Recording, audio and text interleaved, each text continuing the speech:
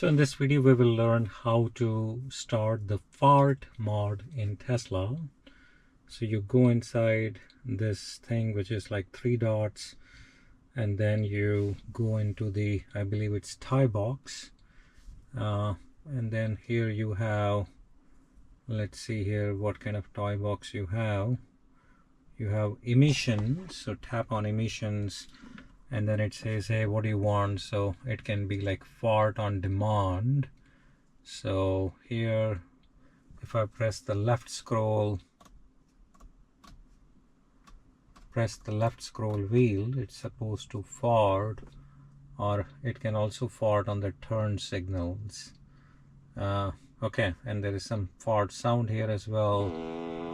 So here is some sort of fart sound, and here is another fart sound, and let's see here.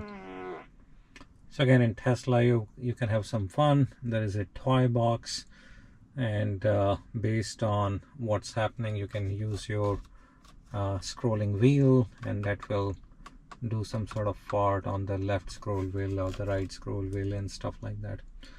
Okay friends, have fun with Tesla.